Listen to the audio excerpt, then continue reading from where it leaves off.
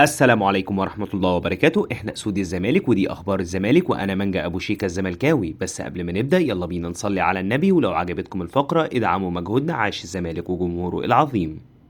الزمالك يواصل الاستعداد لمواجهة فيوتشر في ربع نهائي الكونفدرالية.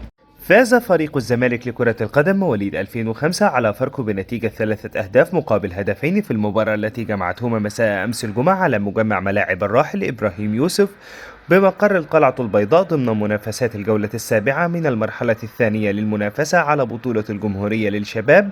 وسجل ثلاثية الزمالك أيمن أمير عبد العزيز هاتريك.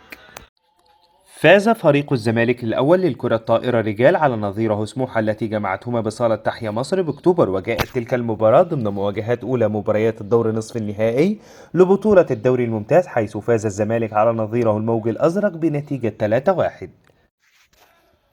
فاز فريق المرتبط لكرة اليد في النادي مواليد 2006 على غريمه الأهلي، وفاز الزمالك بنتيجة 31-30 في المباراة التي جمعتهما على الصالة المغطاة في مقر القلعة البيضاء ضمن مواجهات الجولة الأخيرة ببطولة دوري المحترفين.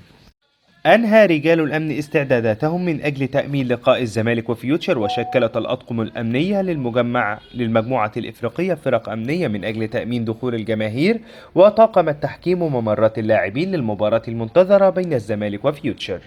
الزمالك وفيوتشر من المقرر انطلاق صافرة اللقاء في تمام الساعة 9 من مساء غدا، وتنقل المباراة عبر القناة التلفزيونية بي إن سبورت 6، ومن المنتظر تعليق المباراة بصوت المعلق الشهير علي محمد علي. من المقرر أن تقام مباراة الزمالك أمام مودرن فيوتشر يوم الأحد 31 مارس الجاري في تمام 9 مساء بتوقيت القاهرة في الكونفدرالية الإفريقية.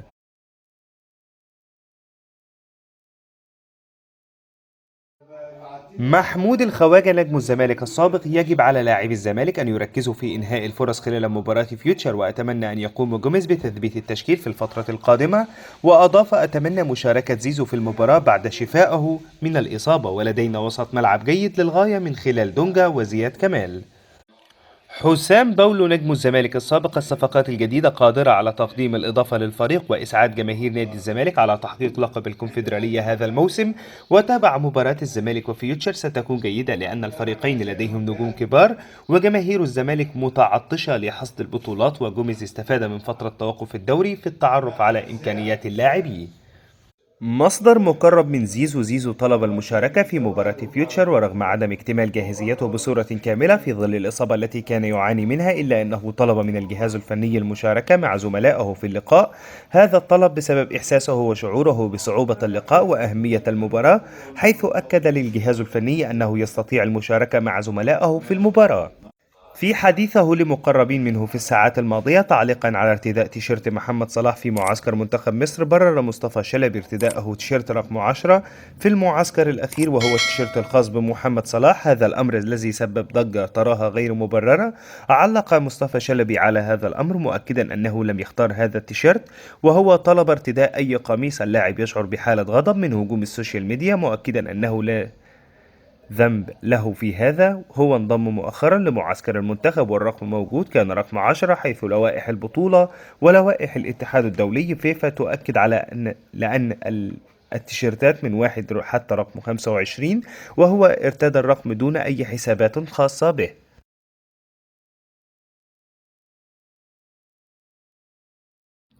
هيثم عرابي المدير التنفيذي لنادي مودرن فيوتشر: حالة أحمد رفعت حاليا مستقرة. من أول يوم اتصل بمحمود الخطيب ليتابع حالة اللاعب، واتصل بوليد دعبس وأسامة حسني تواصل معي أكثر من مرة. وكشف كواليس زيارة الخطيب لأحمد رفعت: الكابتن محمود الخطيب كان سيأتي للأسكندرية لكي يزور رفعت، وأبلغته أننا سنأتي للقاهرة، وجاء بعد صلاة الجمعة أمس وظل لمدة نصف ساعة مع رفعت، واللاعب كان سعيدا بالنقاش معه. وأشار أحمد سليمان: تواصل معي لترتيب زيارة لمجلس الزمالك برئاسة الكابتن حسين لبيب لأحمد رفعت، هي زيارة لم تحدث حتى الآن.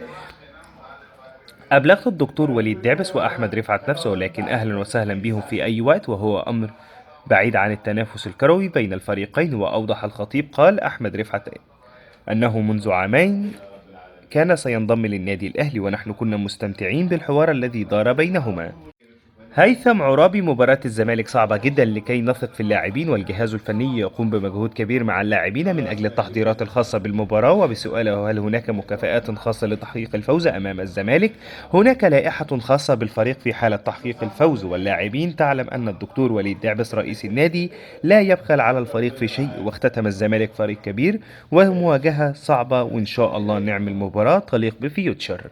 بس كده، هي دي كل الاخبار اللي كانت معانا النهارده عن نادي الزمالك. اتمنى الفقره تكون خفيفه على قلبكم. ادعمونا بلايك الفيديو، سبسكرايب للقناه، متشكرين جدا على دعمكم. لو عندكم اي ملحوظه سيبوها لنا في التعليقات. سلام.